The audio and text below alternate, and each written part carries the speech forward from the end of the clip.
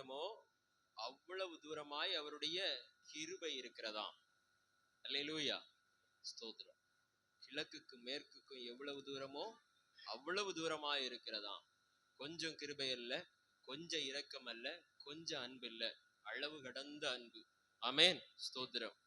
Limitless, லிமிட்டே கிடையாது. அல்லேலூயா. எல்லாரையும் நேசிப்பார், எல்லாரையும் நேசிப்பார். மாமிசமாய் பிறந்த ஆமென் எல்லா மனிதனையும் அவர் நேசிக்கிறார். நீங்கள் வெறுக்கிறவர்களையும் அவர் நேசிக்கிறார். உங்களை வெறுக்கிற ஆமென் ஸ்தோத்திரம் எவரையும் நேசிக்கிறார். எவர் உங்களை வெறுத்தாலும் உங்களையும் நேசிக்கிறார். அவர் ஒருவரையும் புறம்பே தள்ளுவதே இல்லை. அல்லேலூயா, ஸ்தோத்திரம். ஆனாலும் சபையிலே சில ஒழுங்குகள் உண்டு. அதை நீங்கள் கடைபிடிக்க வேண்டியது மிகவும் முக்கியமாக இருக்கிறது. ஏனென்றால் நாம் ஆராதிக்க வருமுன்னதாகவே இந்த இடத்துல யார் வந்து விடுவார்? யார் சொல்லுங்க பாக்க? ஆமே, தேவன் வந்து விடுவார். ஆமே, ஸ்தோத்திரம். நம்மை ஆராதனைக்குள் வழி நடத்தி செல்லும்படியாக இந்த இடத்துல தேவன் வந்து விடுவார். அப்போ அவரை வெயிட் பண்ண வைக்க கூடாது, அதுதான் காரியம். ஆமே, அவரை காத்திருக்க வைக்க கூடாது. நம்ம ஒரு பாட்டு பாடணும். என்ன பாட்டு பாடணும்? மண்ணுக்காக மாணிக்கம் எது? மண்ணு எது? மாணிக்கம் எது? சொல்லுங்க. இயேசுதான் மாணிக்கம். அல்லேலூயா. வேற எந்த ஒரு காரியத்திற்காகவும் இயேசுவை நாம் விட்டுவிடக் கூடாது. இன்றைக்கு நாம் தேவனுடைய வார்த்தைக்கு நேராய் கடந்து செல்வோம். பரிசுத்த ஆவியானவர் நம்மை வழிநடத்துவாராக. தேவன் நம்மோடு கூட பேசுவாராக. ஒரு நாளிலே நாம் தியானித்தோம், தேவனை குறித்து தியானித்தோம். தேவனை குறித்து தியானித்த வசனத்தை ஒருவர் சொல்லுங்க பார்க்கலாம். அவர் எப்படிப்பட்டவர்? சொல்லுங்க. மகத்துவம் உள்ளவர், மாட்சிமையுள்ளவர், வல்லமையுள்ளவர். சொல்லுங்க. மறந்து விட்டீங்களா? ஜெயமுடையவர், ஜெயம் அவருடையது. இப்படி அநேக குணநலன்களை பார்த்தோம். இனி யார் தேவன்? ஆமே, ஸ்தோத்திரம். யார் தேவன் சொல்லுங்க பார்க்கலாம். இயேசு தேவன் என்று சொல்லக்கூடிய ஒரு வசனத்தை வேதத்திலிருந்து யாராவது எடுத்து வாசிங்க பார்க்கலாம். ஏன்னா நம்ம பகுதிகளில் நம்மோடு ஆமென் ஸ்தோத்திரம் இருக்கிற நிறைய சகோதரர்கள் என்ன செய்கிறார்கள் என்றால், இயேசுவை தேவன் இல்லை என்று சொல்லுகிறார்கள், யெகோவாவை தேவன் என்று சொல்லுகிறார்கள். பிள்ளைகளுக்கு கீ கொடுக்காதீர்கள். கீ கொடுத்தா பிள்ளைங்க சத்தம் போட்டுட்டே இருப்பாங்க. அவர்களை அப்படியே விட்டு விடுங்க. சரி, கவனிப்போம். யெகோவாவின் சாட்சிகள் என்று ஒரு கூட்டம் இருக்கிறது. யாருக்கெல்லாம் தெரியும்? உங்களிடத்துல வந்து ஏதாவது சொல்லி இருக்கிறாங்களா? ரொம்ப ஞானிகளை போல பேசுவாங்க.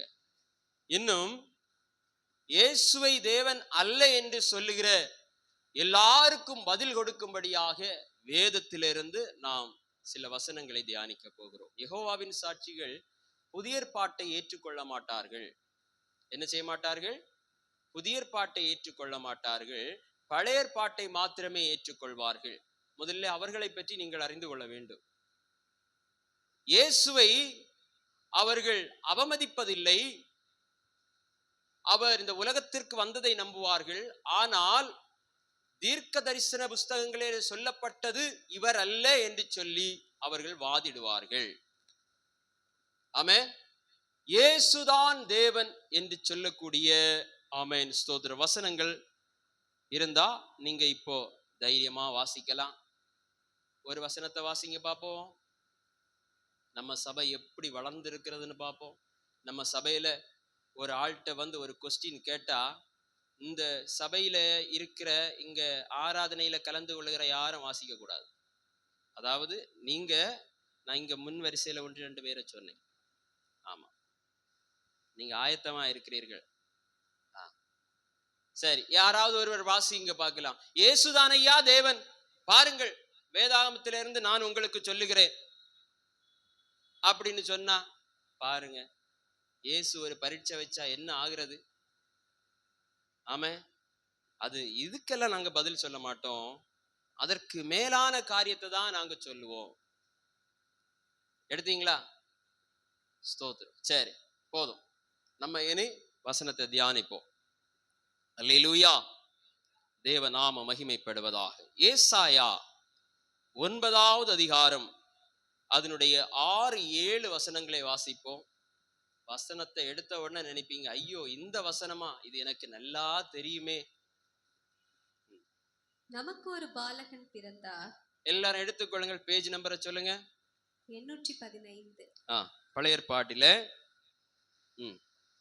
நமக்கு ஒரு பாலகன் பிறந்தார், நமக்கு ஒரு குமாரன் கொடுக்கப்பட்டார், கர்த்தத்துவம் அவர் தோளின் மேல் இருக்கும். அவர் நாமம் அதிசயமானவர், ஆலோசனை கர்த்தா, வல்லமையுள்ள தேவன். அண்டர்லைன் பண்ண வேண்டிய 2 வார்த்தைகள். வல்லமையுள்ள, எல்லாரும் கவனிங்க. வல்லமையுள்ள யாரு? வல்லமையுள்ள இயேசுன்னு இருக்கிறதா? இல்ல, தேவன்.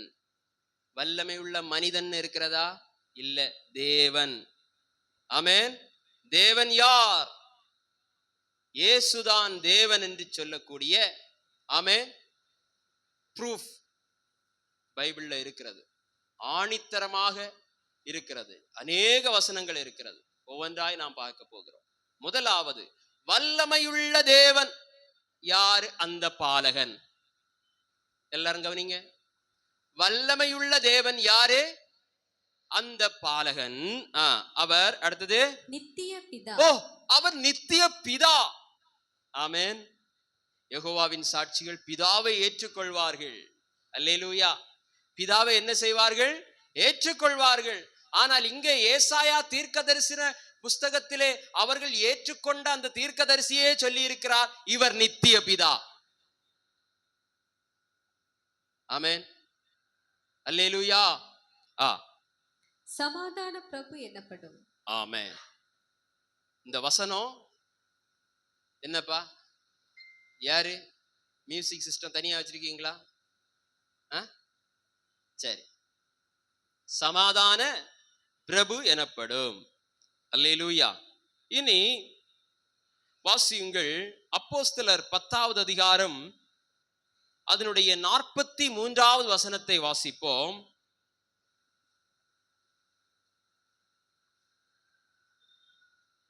அவரை விசுவாசிக்கிறவன் எவனோ, அவரை விசுவாசிக்கிறவன் எவனோ, அவன் அவருடைய நாமத்தினாலே பாவ மன்னிப்பை பெறுவான் என்று தீர்க்கதரிசிகள் எல்லாரும் அவரை குறித்தே சாட்சி கொடுக்கிறார்கள். யாரை குறித்தே?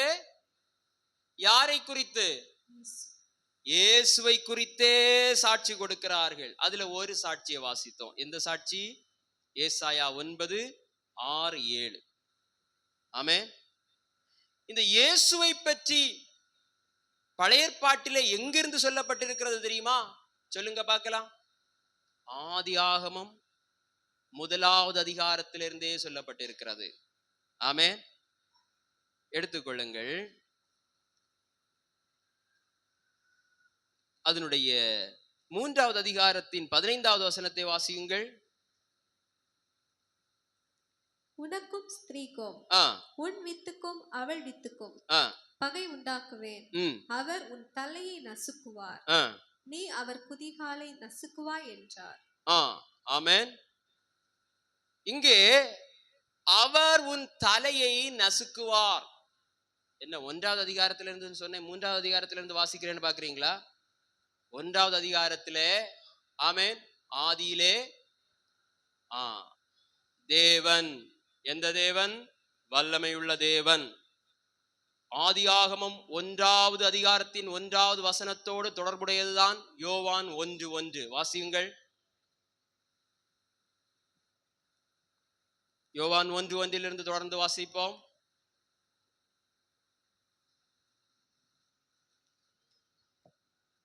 ஆதியிலே வார்த்தை இருந்தது, அந்த வார்த்தை தேவனிடத்தில் இருந்தது, அந்த வார்த்தை தேவனாய் இருந்தது, அவர் ஆதியிலே தேவனோடு இருந்தார், சகலமும் அவர் மூலமாய் உண்டாயிற்று, உண்டானது ஒன்றும் அவராலே அல்லாமல் உண்டாகவில்லை, அவருக்குள் ஜீவன் இருந்தது, அந்த ஜீவன் மனுஷருக்கு ஒளியா இருந்தது, அந்த ஒளி இருளிலே பிரகாசிக்கிறது, இருளானது அதை பற்றி கொள்ளவில்லை. தேவனால் அனுப்பப்பட்ட ஒரு மனுஷன். அல்லேலூயா. அப்போ இயேசுவை தேவன் அல்ல என்று ஒருவர் சொன்னால் முதலிலே சொல்ல வேண்டியது எது? ஏசாயா 9வது அதிகாரம். பின்பு இவர்தான் தேவன் என்பதற்கு நாம் வலு சேர்க்கும் வகையிலே ஆதியாகமத்திலிருந்து இந்த 3வது அதிகாரத்தின் 15வது வசனத்தை நாம் எடுக்க போகிறோம். பாருங்கள், உனக்கும் ஸ்திரீக்கும் உன் வித்துக்கும் அவள் வித்துக்கும் பகை உண்டாக்குவேன், அவர் உன் தலையை நசுக்குவார், நீ அவர் குதிகாலை நசுக்குவாய். ஆமென், ஸ்தோத்திரம். அப்படின்னா இது தமிழ் வேதத்தில் நசுக்குவாய் நசுங்குவாய் என்றுதான் வர வேண்டும். அதிலே ஒரு மொழிபெயர்ப்பிலே ஒரு வித்தியாசம் இருக்கிறது. கர்த்தராகிய இயேசு கிறிஸ்து சிலுவையிலே மரணத்தையும் சாத்தானையும் பாதாளத்தையும் என்ன செய்தார்? ஜெயித்தார். இன்னைக்கு பாருங்க, சர்ப்பத்துக்கும் ஸ்திரீக்கும் என்னவா? பகையாம். நிறைய பேர் பாருங்க, ஊர்ந்து போகிற எந்த பிராணியை கண்டாலும் ஸ்திரீகளுக்கு கொஞ்சம் பயத்துக்கு மேல பயம், அப்படிதானே? ஒரு கரப்பான் பூச்சியை கண்டா, ஒரு அட்டைய பார்த்தா, ஊந்து போகிற எந்த ஒரு பொருளை பார்த்தாலும் கொஞ்சம் அலர்ஜி தான், அப்படிதானே? ஆமாவா இல்லையா? பயம் இல்லைன்னு சொல்றவங்க ஒரு அல்லேலூயா சொல்லுங்க பார்க்க. அல்லேலூயா. இருக்கு. இந்த ஊந்து, அந்த சர்ப்பத்தினுடைய குடும்பத்திலே இருந்து வருகிற ஊர்ந்து செல்லக்கூடிய எந்த ஒரு இதை பார்த்தாலும் ஐயோ, கையில என்ன பொருள் வைத்திருந்தாலும் என்ன செஞ்சிருவாங்க? கீழே போட்டு உடைச்சிருவாங்க. அது என்ன மாணிக்கமா இருந்தாலும். ஆமே. அப்போ இது தேவன் முதலிலே கொடுத்தது. உனக்கும் ஸ்திரீக்கும் பகை. பகைனா எப்படிப்பட்ட பகை தெரியுமா? 1 கிலோமீட்டருக்கு அந்த பக்கத்துல பார்த்தாலே ஓட்டம். மழை சமயத்துல என்னெல்லாம் ஊந்து ஊந்து வீட்டுக்குள்ள வர பாத்தீங்களா? வீட்டுல இருந்து ஒரு அலற சத்தம் கேக்குமா? அப்படித்தானே? ஊர்வன சாதனங்களை பார்த்தாலே என்னதான்? பயம்தான். ஆனா ஆண்களுக்கு அப்படி இல்லை. தூக்கி போட்டு கையெடுத்து கரப்பான் பூச்சியை பிடிச்சிருவாங்க, அப்படித்தானே? ஆமா, ஆமாவா இல்லையா? கையெடுத்து பிடிச்சு இவங்களுக்கு கோபம் இருந்துன்னா தூக்கி மேலே போட்டுருவாங்க அவங்க மேல, அப்படித்தானே? ஆமேன். அவங்களுக்கு பயமே இல்லை. அவர்கள் எல்லாம் நசுக்கிறதற்கு ஆண்டவர் அதிகாரம் கொடுத்திருக்கிறார். அல்லேலூயா. அப்போ சிலுவையிலே ஆண்டவர் இந்த சாத்தானுடைய தலையை நசுக்கி விட்டார், சர்ப்பத்தின் அதிகாரத்தை நசுக்கி விட்டார். இனி நீங்க பயப்படவே கூடாது. உங்களுக்குள்ள யார் இருக்கிறா? பரிசுத்த ஆவியானவர். ஆமென். கர்த்தராகிய இயேசு கிறிஸ்துவுக்குள்ளே நீங்கள் இருக்கிறீர்கள். இப்படிப்பட்டதான காரியத்திற்கு என்ன செய்யக்கூடாது? பயப்படவே கூடாது. தேவன் நம்மை ஆசீர்வதிப்பாராக. சரி, எரேமியா 31வது அதிகாரத்தை நாம் இனி வாசிக்க போகிறோம். அந்த அப்போஸ்தலர் 10ஆம் அதிகாரத்திலே ஆமென் என்ன சொல்லப்பட்டது என்றால், இவரை குறித்து தீர்க்கதரிசிகள் எல்லாரும் சாட்சி கொடுக்கிறார்கள். ஒரு சாட்சியை வாசித்தோம், ஏசாயாவின் சாட்சி. இனி எரேமியாவின் சாட்சியை வாசிப்போம். எரேமியா 31வது அதிகாரம் அதனுடைய 34வது வசனத்தை வாசிப்போம். இனி ஒருவன் தன் அயலானையும் ஒருவன் தன் சகோதரனையும் நோக்கி கர்த்தரை அறிந்து கொள் என்று போதிப்பதில்லை. அவர்களில் சிறியவன் முதல் பெரியவன் மட்டும் எல்லாரும் என்னை அறிந்து கொள்வார்கள் என்று கர்த்தர் சொல்லுகிறார். நான் அவர்கள் அக்கிரமத்தை மன்னித்து அவர்கள் பாவங்களை இனி நினையாதிருப்பேன். அல்லேலூயா. எவர் ஒருவர் பாவத்தை மன்னிப்பாரோ, மனுகுலத்தினுடைய பாவங்களை எல்லாம் எவர் ஒருவர் மன்னிக்கும் அதிகாரம் பெறுவாரோ அவர்தான் கர்த்தர். அப்போஸ்தலர்ல என்ன சொல்லப்பட்டிருக்கிறது? அவரை விசுவாசிக்கிறவன் எவனோ அவன் அவருடைய நாமத்தினாலே பாவ மன்னிப்பை பெறுவான். இயேசுவை விசுவாசிக்கிறவன் அவருடைய நாமத்தினாலே எதை பெறுவான்? அல்லேலூயா. சொல்லுங்க, நான் கடைசியா என்ன சொன்னேன்? இயேசுவை விசுவாசிக்கிறவன் அவருடைய நாமத்தினாலே பாவ மன்னிப்பை பெறுவான். அப்போ பாவ மன்னிப்பை கொடுக்கிறவர் மீட்பர், அவர் இரட்சகர். அல்லேலூயா. எரேமியா 31வது அதிகாரத்தின் 34வது வசனத்திலே என்ன சொல்லப்பட்டிருக்கிறது? இனி ஒருவன் தன் அயலானையும் ஒருவன் தன் சகோதரனை நோக்கி கர்த்தரை அறிந்து கொள் என்று சொல்ல மாட்டான். ஏனென்றால் அவர் வெளியரங்கமானார், மனிதருக்கு அவர் தரிசனமானார். ஆமென், ஸ்தோத்திரம். சிறியவன் முதல் பெரியவன் மட்டும் எல்லாரும் என்னை அறிந்து கொள்வார்கள். அல்லேலூயா. நான் அவர்கள் அக்கிரமத்தை மன்னித்து அவர்கள் பாவங்களை இனி நினையாதிருப்பேன். மீகா 5வது அதிகாரம் அதனுடைய 2வது வசனம். இத 3வது சாட்சியை நாம் தியானிக்க போகிறோம். 3வது தீர்க்க தரிசன புஸ்தகம் மீகா 5 வசனம் 2. எப்ராத்தா எனப்பட்ட பெத்லகேமே, நீ யூதேயாவில் உள்ள ஆயிரங்களுக்குள்ளே சிறியதாயிருந்தும் இஸ்ரவேலை ஆள போகிறவர் உன்னிடத்திலிருந்து புறப்பட்டு என்னிடத்தில் வருவார். அவருடைய புறப்படுதல் அநாதி நாட்களாகிய பூர்வத்தினுடையது. அப்போ இந்த மேசியா அல்லது மனுஷகுமாரன், தேவகுமாரன், இந்த தேவன் எங்கே இருந்து வருவார்? யூதேயாவில் இருந்து வருவார். இயேசு எங்க இருந்து வந்தார் சொல்லுங்க? யூதேயாவில் இருந்து வந்தார். அல்லேலூயா.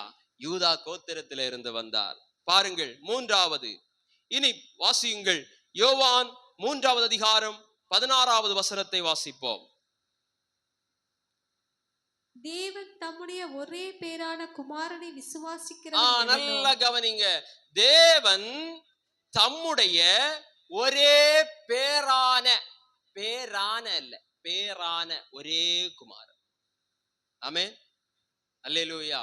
ஒரே பேரான, ரா இல்ல, மகர ரா இல்ல, ரா அப்படின்னா ஒரே ஒரு தேவன்.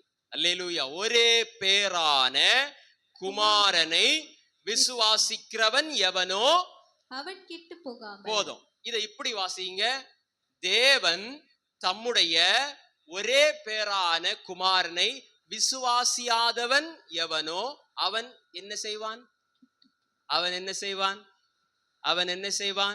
அவன் தான் உங்களிடத்துல வந்து பேசுகிறான். அல்லேலூயா. ஆமென். அப்போ இவர்கள் ஏன் இப்படி செய்கிறார்கள் என்றால் சத்ருவினாலே வஞ்சிக்கப்பட்டிருக்கிறார்கள். ஆமென். என்ன செய்கிறார்கள்? சத்ருவினாலே வஞ்சிக்கப்பட்டு இந்த தேவனுடைய ரகசியத்தை அறியாமல் குருடராகி, ஆமென், தேவனுடைய ஆமென் ஸ்தோத்திரம், இந்த சுவிசேஷத்திலே தெளிவில்லாதவர்களாய் தாங்களும் குழம்பி மற்றவர்களையும் குழப்புகிறார்கள், மற்றவர்களை கெட்டு போக செய்கிறார்கள். அப்போ கெட்டு போகாமல் நித்திய ஜீவனை அடையும்படிக்கு அவரை தந்தருளி இவ்வளவாய் உலகத்தில் அன்பு கூர்ந்தார். ஆமென். அவருடைய அன்பு இது. இந்த அன்பை ஏற்றுக்கொள்ள வேண்டும். இயேசுவை இந்த உலகத்திலே தேவன் தந்தது அவருடைய அன்பு. அவர் யார்? ஆமென் ஸ்தோத்திரம். அதிசயமானவர், ஆலோசனை கர்த்தா, வல்லமையுள்ள தேவன். ஆமென் ஸ்தோத்திரம். இனி உங்களை குழப்பும்படியான சில வசனங்களை எல்லாம் உங்ககிட்ட பேசுவாங்க. என்ன வசனம் தெரியுமா? அனுப்பப்பட்டவன் அனுப்பினவரிலும் பெரியவர் அல்ல. அப்படி ஒரு வசனம் இருக்கா? ஒரு மனுஷன் சொல்லுவான் நல்ல போதகரேன்னு சொல்லுவான். அதுக்கு இயேசு என்ன சொல்லுவாரு? சொல்லுங்க, நீங்க தான் இந்த வசனத்துக்கு இப்ப பதில் சொல்லணும். நல்ல போதகரேன்னு இயேசுவை பார்த்து ஒருத்தன் சொல்லுவான். இயேசு என்ன சொல்லுவார்? நீ என்னை நல்லவன் என்று சொல்வானேன். இந்த வசனத்தை மாத்திரம் வச்சு உங்ககிட்ட பேசினா நீங்க என்ன பதில் சொல்லுவீங்க? ஆமாப்பா, நீ சரியா பிடிச்சிட்ட, பாயிண்ட் நீ பிடிச்சிட்ட, இயேசுவே சொல்லிட்டாரு நான் நல்லவன் இல்லைன்னு. அப்படித்தானே? பாருங்கள், இதற்கான விளக்கத்தை தெளிவா கேளுங்க. ஆமென் ஸ்தோத்திரம். உங்க வீட்டுல ஆமென் 2 பேர் இருக்கிறீங்க. இருக்கும்போது ஒருவருக்கொருவர் ஐக்கியமா இருக்கிறீங்க, ஒருவருக்கொருவர் நன்மையான காரியங்களை செய்றீங்க. அப்போ ஒருவர் மற்றொருவரை பார்த்து ஒரு சின்ன சண்டையில அல்லது ஸ்தோத்திரம் இவர் செய்த காரியம் இவருக்கு பிடிக்காமல் போய் இருக்கும் பொழுது திடீரென்று நல்லவனே அல்லது நல்லவளே என்று சொன்னா, என்ன நல்லவனன்னு சொல்லாதீங்க, நீங்க என்ன இப்படி எல்லாம் சொன்னீங்க இல்லையா? புரியுதா? எல்லாரும் கவனிங்க. என்ன எதுக்கு நல்லவன்னு சொல்றீங்க, என்ன எதுக்கு நல்லவள்னு சொல்றீங்க, என்ன இதெல்லாம் சொன்னீங்க இல்லையா? நீங்க எப்படி என்ன நல்லவன்னு சொல்லலாம்? இனி தேவன் சொன்ன காரியத்திற்கு வருவோம். தேவனை தவிர நல்லவன் இல்லையே. கேள்வி கேட்டவன் இவர் தேவன் இல்லை என்று சொல்லுகிறான். நல்லா கவனிங்க, இங்க கவனிங்க. முக்கியமான ஒரு காரியத்தை பேசிக்கொண்டே இருக்கிறோம். இந்த பிள்ளை அங்கேதான் சுத்தி இங்கேதான் இருக்கும், கதவெல்லாம் பூட்டி இருக்கிறது. உங்கள் கவலைகளை எல்லாம் அவர் மேல் வைத்து விடுங்கள். ஆமே, ஸ்தோத்திரம். சரி, கவனிங்க. இயேசு சொல்லுகிறார், தேவனை தவிர நல்லவன் இல்லையே. கேட்டவன் இவர் தேவன் அல்ல, அல்லது தேவனை குறித்த சந்தேகத்தை அவருடைய மனதிலே கொண்டு நல்ல போதகரே என்று சொல்லுகிறார். என்னை நல்லவன் என்று சொல்வானேன்? மனிதனிலே நல்லவன் உண்டா? எந்த மனிதனாவது நல்லவனா? நீ ஏன் என்னை நல்லவன் என்று சொல்லுகிறாய்?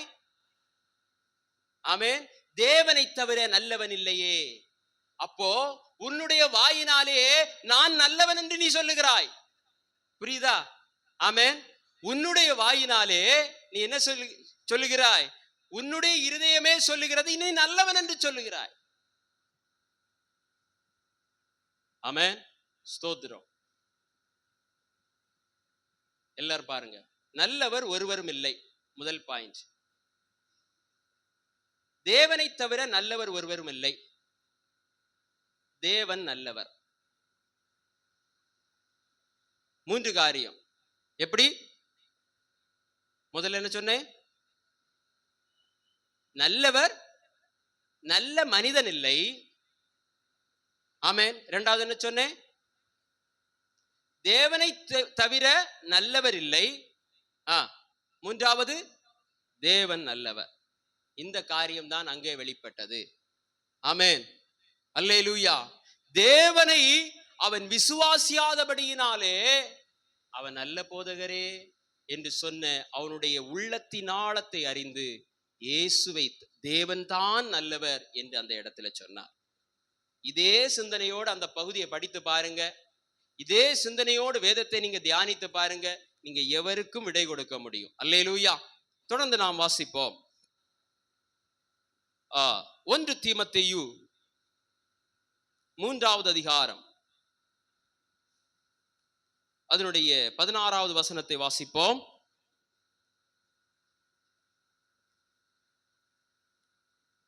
1 தீமோத்தேயு அதிகாரம் 3 வசனம் 16. அன்றியும் தேவ பக்திக்குரிய ரகசியமானது யாவரும் ஒப்புக்கொள்ளுகிறபடியே மகா மேன்மை உள்ளது. தேவ பக்திக்குரிய ரகசியமானது யாவரும் ஒப்புக்கொள்ளுகிறபடியே மகா மேன்மை உள்ளது. தேவன் நல்லா கவனிங்க, எல்லாராலும் ஒப்புக்கொள்ள முடியும் இந்த சத்தியத்தை. இயேசு இந்த உலகத்துக்கு வந்த சத்தியத்தை எல்லா மனுஷனாலையும் ஒப்புக்கொள்ள முடியும். அது எப்படி? கன்னியின் கற்பத்திலே பரிசுத்த ஆவியானவர் மூலமாய் ஒருவர் வர முடியும். அவர் பரிசுத்தம் உள்ளவராயிருக்கிறபடியினாலே அப்படி வர வேண்டும். உலகத்திலே மனுஷனாய் பிறந்தவன் ஒருவனும் ஒருவனுடைய பாவத்தையும் என்ன செய்ய முடியாது? மன்னிக்க முடியாது. என் தாய் என்னை பாவத்திலே என்ன செய்தாள்? அப்போ எந்த ஒரு மனிதனும் பாவத்திலே வருகிறான். பாவத்திலே வருகிறவன் எப்படி மனிதனுடைய பாவத்தை நீக்க முடியும்? அப்போ பரிசுத்த ஆவியினாலே வரும் பொழுது என்ன செய்ய முடியும்? பாவத்தை மன்னிக்க முடியும். அதுதான் இந்த ரகசியத்தை எல்லாராலையும் ஏற்றுக்கொள்ள முடியும்.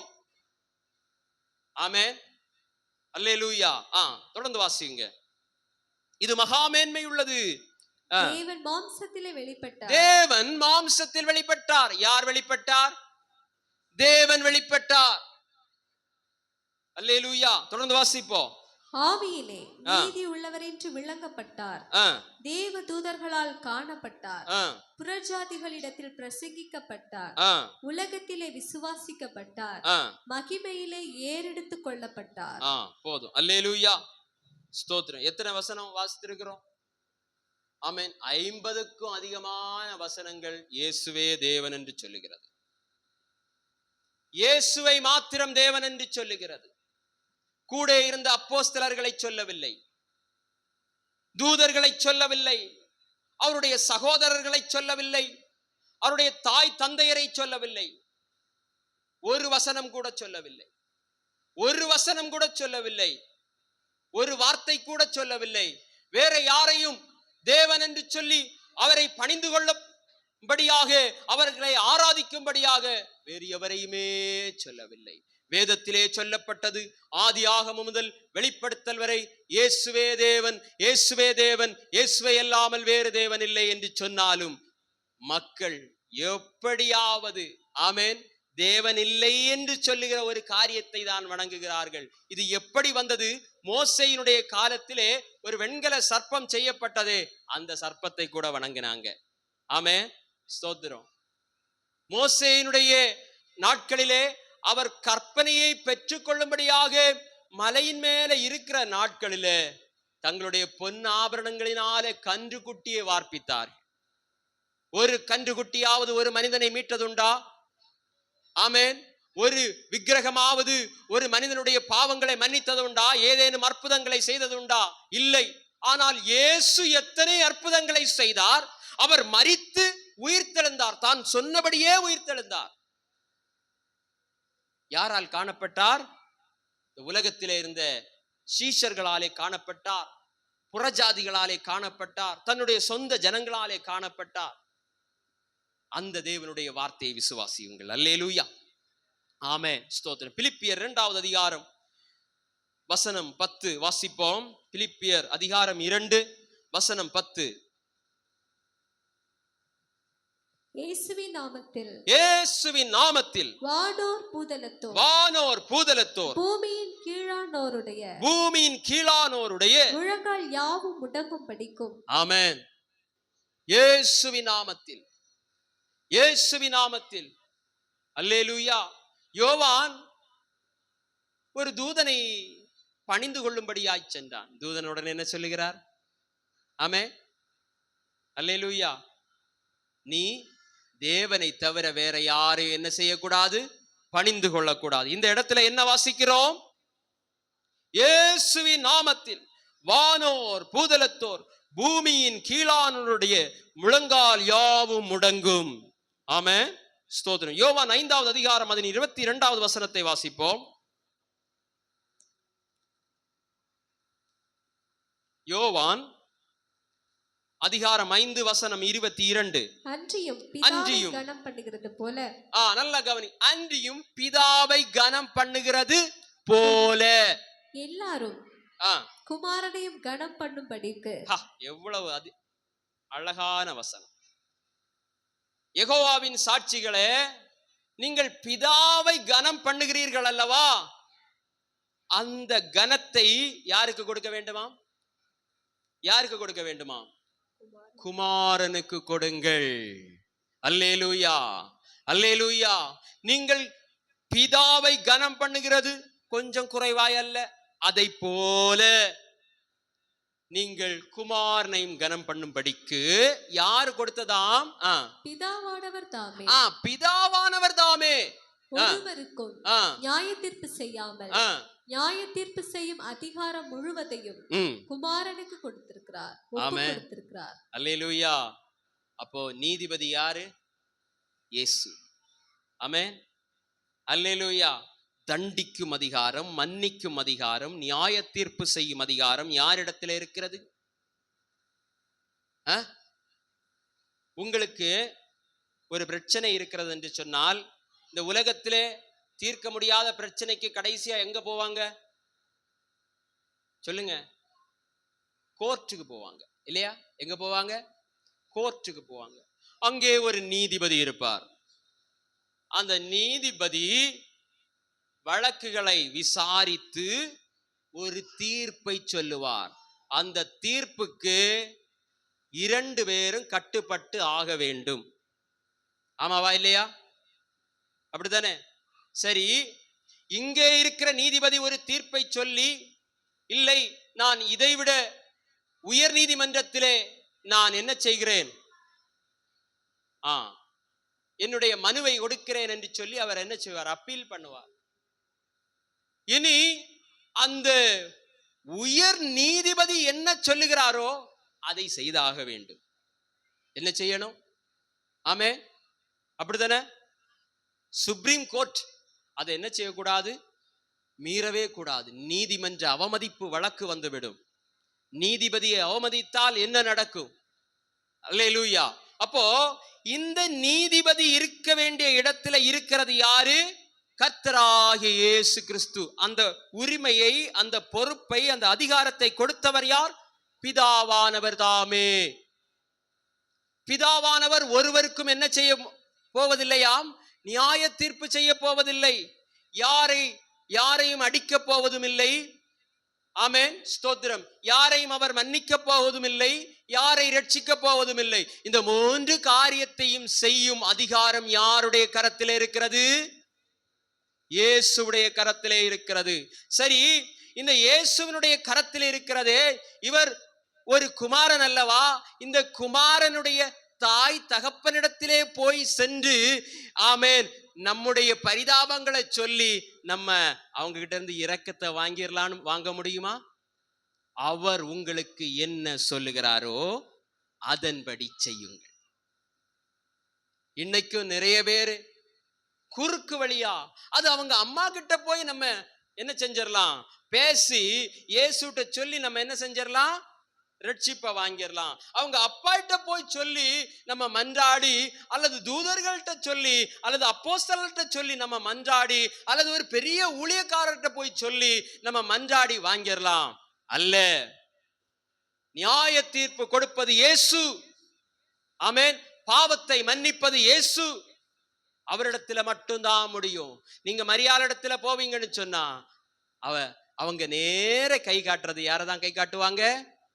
அவர் உங்களுக்கு என்ன சொல்லுகிறாரோ அதன்படி செய்யுங்கள். அல்லேலூயா. தேவனின் தாய் யாரு? மரியாள்னு சொல்லவங்க அல்லேலூயா சொல்லுங்க பார்க்கலாம். ஆமென். ஆபிரகாமுக்கு முன்னவே நான் இருக்கிறேன். வசனம் இருக்கிறதா? ஆபிரகாமுக்கு முன்னமே நான் இருக்கிறேன். உலக தோற்றத்துக்கு முன்னதாகவே நான் இருக்கிறேன். எனவே விழித்துக் கொள்ளுங்கள். கடந்த நாள்ல ஒரு மெக்சிகோல இருக்கிறதான ஒரு சபை, எல்லாம் நல்ல கவனிங்க. அந்த சபை என்னுடைய பெயர் end time Zion apostolic C. Apostolic C அப்படி என்றால் அது ஒரு ரோமன் கேத்தலிக்கினுடைய ஒரு பிரிவை சார்ந்தது. மிகவும் அந்த நாட்டின் கவர்மெண்ட் அதற்கு உறுதுணையாய் நிற்கும். அவருடைய சட்ட திட்டங்களுக்கு அவர்கள் அதற்கு மரியாதை கொடுப்பார்கள். அப்படிப்பட்ட ஒரு பெரிய சபை மெக்சிகோல. அந்த சபை வெளியிட்ட ஒரு அறிக்கை நன்றாய் கவனித்துக் கொள்ளுங்கள். உங்களுக்கு பரலோகத்திலே இடம் வேண்டுமா? உங்களுக்கு பரலோகத்திலே இடம் வேண்டுமா? நீங்கள் $100 1 ஸ்கொயர் மீட்டர் இடத்தை அங்கே நீங்கள் பதிவு செய்து கொள்ளலாம். திரும்பவும் சொல்லுகிறேன், ஆதாரத்தோடு நான் சொல்லுகிறேன். வேணா கூகுள்ல நீங்க டைப் பண்ணி பாருங்க. Flats in heaven. எப்படி நம்ம ஏரியால இடம் எல்லாம் வித்து தீந்து இப்ப ஹெவன்லயாக்கும் இடம் விற்க போறாங்க. Flats in heaven. Yes, it's ட்ரூன்னு வரும். வந்து அதனுடைய எல்லா டீட்டெயிலையும் அவங்க சொல்லுவாங்க. எந்த சபையில சொன்னாங்கன்னு சொல்லுவாங்க. எல்லா தகவலும் 100% இது உண்மையான காரியம். அப்போ இந்த பிஷப் என்ன சொல்லுகிறார் பாருங்கள், உங்களுக்கு பரலோகத்திலே 1 ஸ்கொயர் மீட்டர், 1 ஸ்கொயர் மீட்டர்னா 1 மீட்டர்னா எவ்வளவு அடி சொல்லுங்க? 3.25 அடி. 3.25க்கு 3.25 அடி. அப்போ இப்படி ஒரு 3.25க்கு 3 ஒரு பெரிய இவ்வளவு நிலம் பரலோகத்திலே $100 88,500 ரூபாய் நம்முடைய நாட்டு பணத்திற்கு கோடிக்கணக்கான ரூபாயை வசூலித்திருக்கிறார்கள். நல்லா படிச்சவங்க, அந்த இடத்துல பெரிய ஞானிகள் உண்டு, விஞ்ஞானிகள் உண்டு. ஆனால் பைத்தியங்கள், யார்? இந்த உலகத்தின் ஞானம் என்னதாம்? பைத்தியம். வேதத்தை படிக்க கூடாது, புத்தகத்தை, விஞ்ஞான புத்தகத்தை படிங்க, உலக புத்தகத்தை படிங்க படிங்கன்னு சொல்லி எவ்வளவு ஈஸியா ஏமாற்றி இருக்கிறாங்கன்னு பாருங்க. அல்லேலூயா, ஆமென். அப்போ இயேசுவினுடைய பிறப்பை நிறைய பேரால் என்ன செய்ய முடியவில்லை? ஒப்புக்கொள்ள முடியவில்லை. ஆனால் ஒவ்வொருவரின் இருதயத்தின் ஆழத்திலும் ஆண்டவர் வைத்திருக்கிறார், உன்னுடைய தேவன் இப்படி பிறப்பார், இந்த சுவிசேஷம் வரும்பொழுது இதை நீ ஏற்றுக்கொள்ள வேண்டும் என்று சொல்லி. ஆனால் உலகத்தின் மாலத்தினாலே தேவனை அசட்டை பண்ணுகிறார்கள். பரலோகத்திலே உங்களுக்கு இடம் என்று உண்டு என்று சொன்னால் தங்களுடைய ஆஸ்தி ஐஸ்வர்யங்களை கொடுத்து இடத்தை வாங்குகிறார்கள். Flats in heaven. யாருக்கெல்லாம் வேணும்? Plots in heaven. ஆமென், அல்லேலூயா, ஸ்தோத்திரம். ஒரு மீட்டர் சதுர அடி $100 மட்டுமே. அப்போ இந்த ரட்சிப்பு எங்க போச்சு? இயேசுவை ஏற்றுக்கொள்ளுகிறவர்களுக்கு பரலோகத்தில் பிளாட்டா? ஆமென். பணம் வைத்திருக்கிறவர்களுக்கு பிளாட்டா? அல்லேலூயா. நானே வழியும் சத்தியமும் ஜீவனுமாயிருக்கிறேன், என்னாலே அன்றி ஒருவனும் பிதாவினிடத்திற்கு வரான். டாலர் கொண்டு போகாது, ஆமென், அல்லேலூயா. பவுண்டு கொண்டு போகாது, ரூபாய் கொண்டு போகாது, எந்த ஒரு நாட்டின் பணமும் கொண்டு போகவே போகாது. கர்த்தராகிய இயேசு கிறிஸ்துவை விசுவாசி, அப்பொழுது நீயும் உன் வீட்டாரும் ரட்சிக்கப்படுவீர்கள். இதுதான் சத்தியம். அல்லேலூயா. இதை தவிர உங்களுடைய பாவங்கள் மன்னிக்கப்படுவதற்கு பாவங்களுக்கு கொஞ்சம் சோறு கொடுப்போம். நீங்க தர்மம் செய்யுங்க. தர்மங்கள் உங்கள் பாவங்களை ரட்சிக்காது, அது நற்கிரியை. அல்லேலூயா, ஆமென். நிறைய பேர் சொல்லுவாங்க, நீங்க ரொம்ப பாவம் செஞ்சிட்டீங்க, நீங்க என்ன செய்யுங்க, கொஞ்சம் பேருக்கு சாப்பாடு போடுங்க, அந்த பாவம் அதோட போட்டு. சிலர் சொல்லுவாங்க, எங்க வீட்டுல நாங்க கோழி பூனை எல்லாம் எதுக்கு வளர்க்குறோம் தெரியுமா? ஜீவன் போறதா இருந்தா அதோட போட்டு. எப்படி? நல்லா கவனிக்கணும். எங்க வீட்டுல ஜீவன் போறதா இருந்தா அந்த கோழியோட போட்டு, அந்த நாயோட போட்டுன்னு தான் வளர்க்குறாங்களாம். ஆமென், ஸ்தோத்திரம். எவ்வளவு ஞானமுள்ள தேவனிடத்துல ஆமென் இப்படிப்பட்ட வார்த்தையை சொல்லுகிறார்கள் பாருங்கள். ஆமென், ஸ்தோத்திரம். தொடர்ந்து வாசிப்போம். இனி ஒரு நல்ல வசனத்தை வாசிக்க போகிறோம். ஏசாயா 44வது அதிகாரம் 24வது வசனம். ஏசாயா அதிகாரம் 44 வசனம் 24.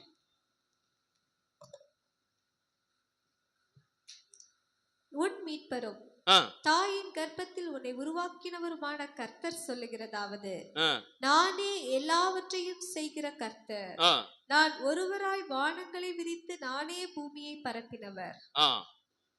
ஆமென், ஸ்தோத்திரம். நானே எல்லாவற்றையும் செய்கிற கர்த்தர், நான் ஒருவராய் வானங்களை விரித்து நானே பூமியை பரப்பினவர். யோவான் சொல்லுகிறார், அந்த வார்த்தை வாசிங்க, யோவானை எடுத்துக்கொள்ளுங்கள். யோவான் அழகாய் அந்த இடத்துல சொல்லி இருப்பார்,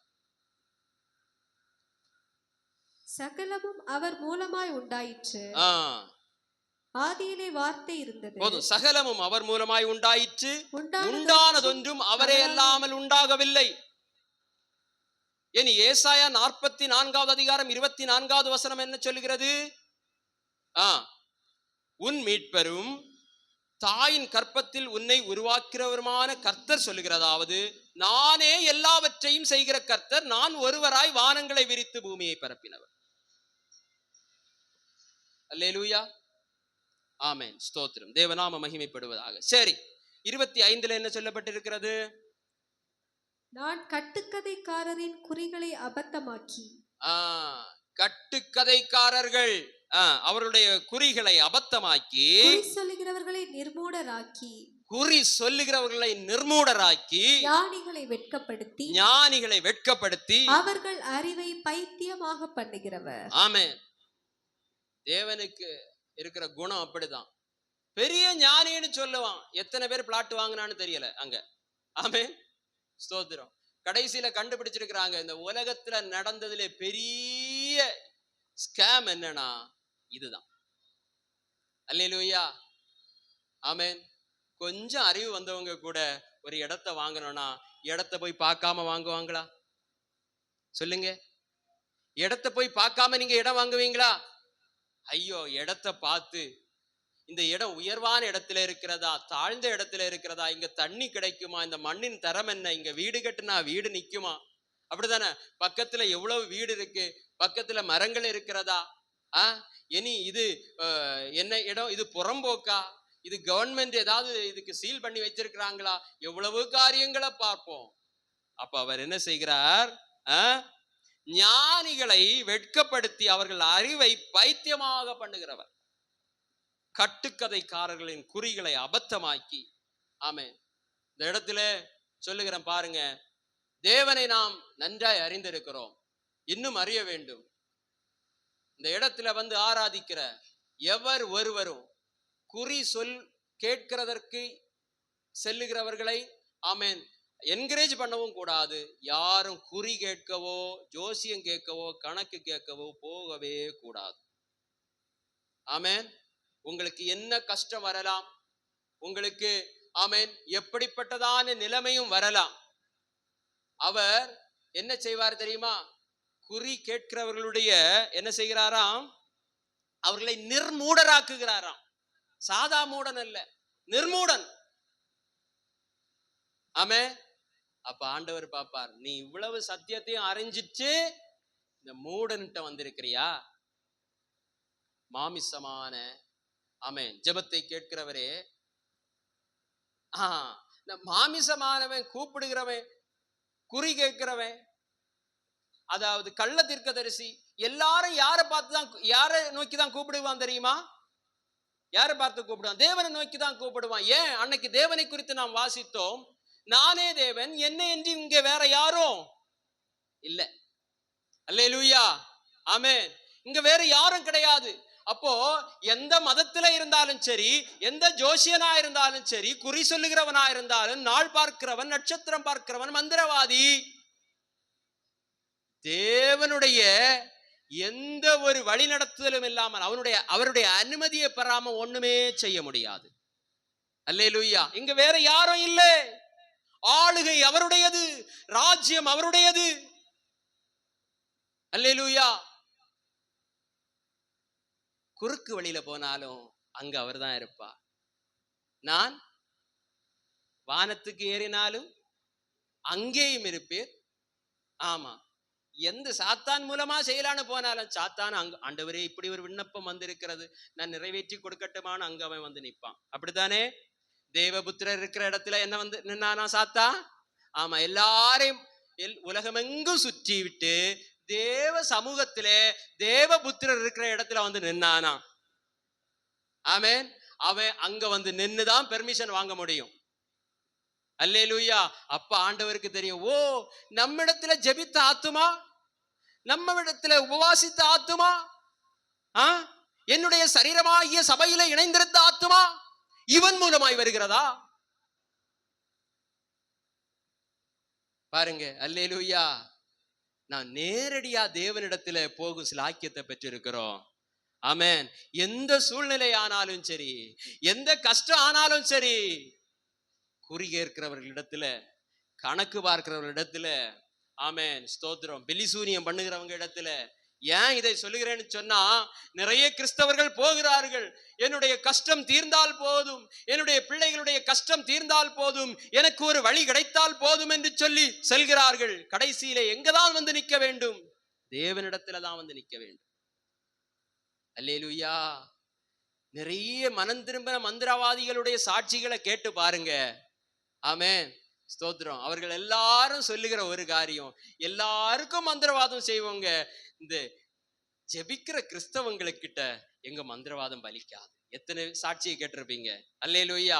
அதான் சொன்னேன், எல்லாரும் இங்கதான் வரணும். ஜெபத்தை கேட்கிறவரே, மாமிசமான யாவரும் உம்மிடத்திலே வருவார்கள்.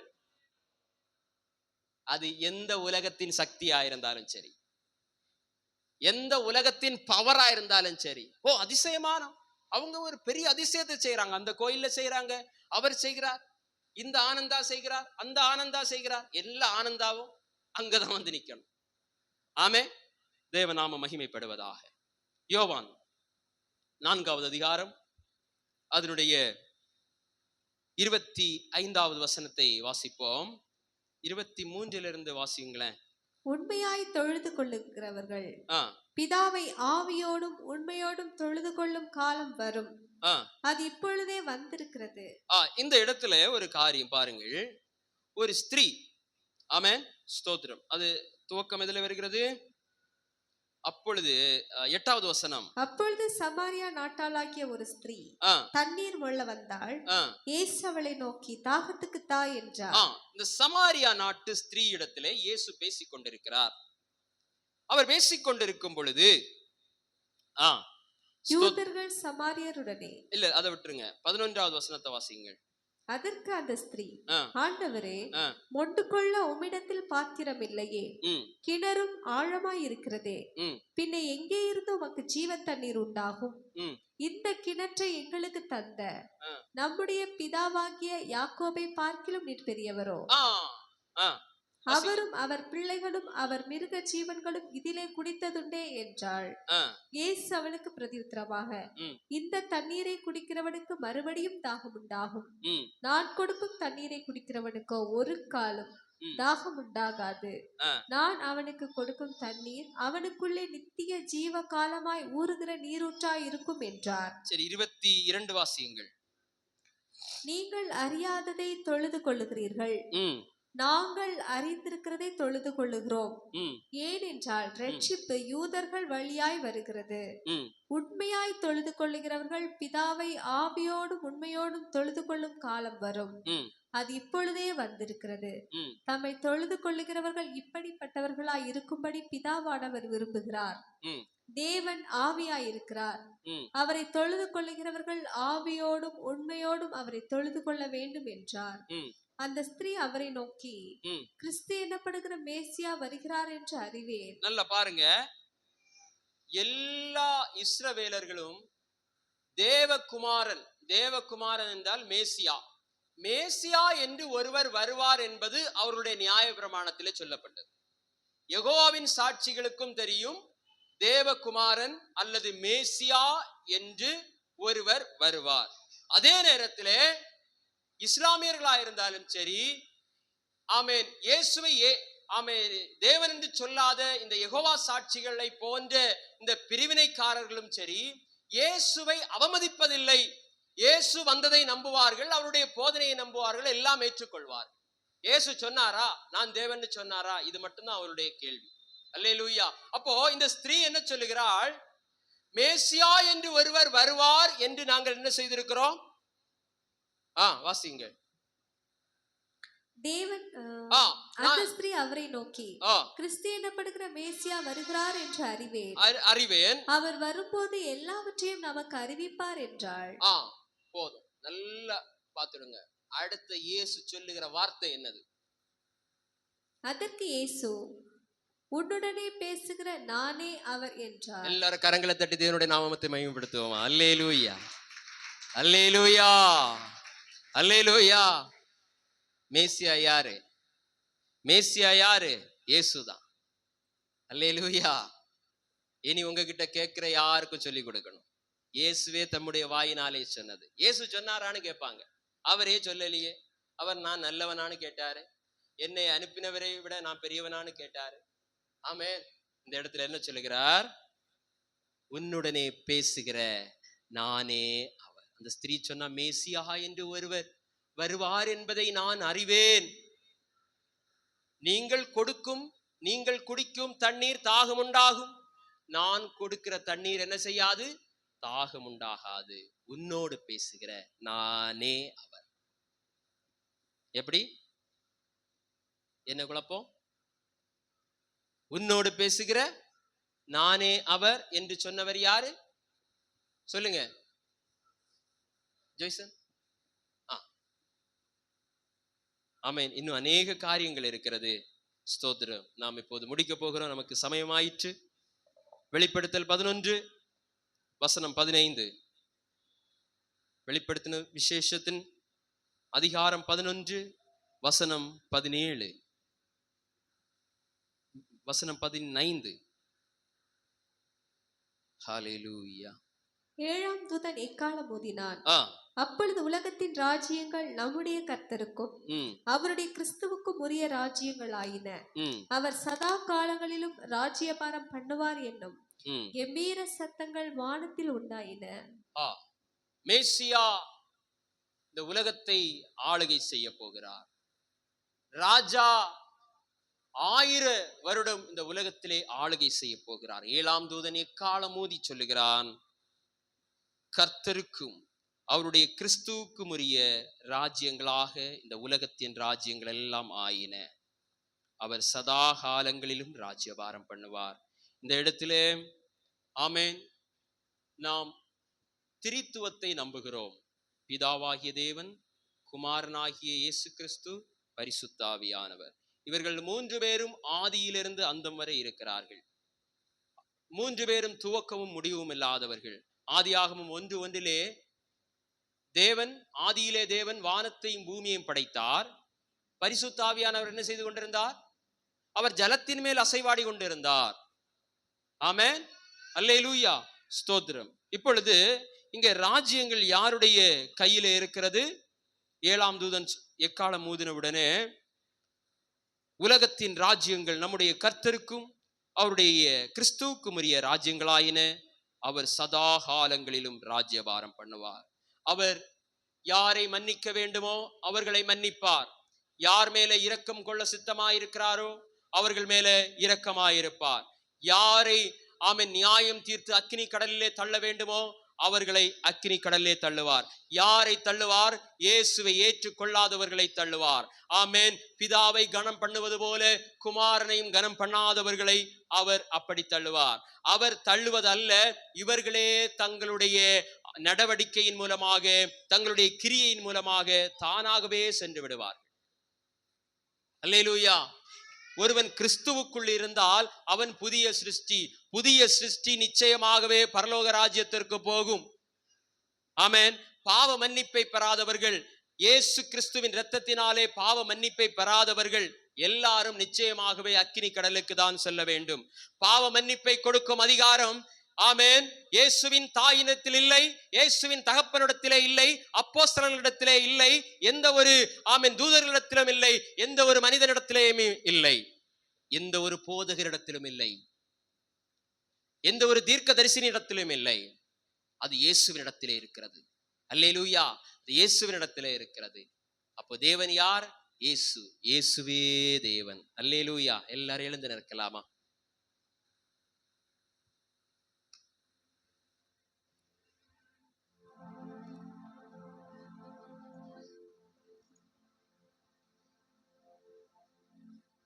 Thank you, Jesus. Hallelujah, hallelujah, hallelujah, hallelujah. எலியாவின் தேவன் நம் தேவன், வல்லமையின் தேவன் நம் தேவன். எல்லாரும் சேர்ந்து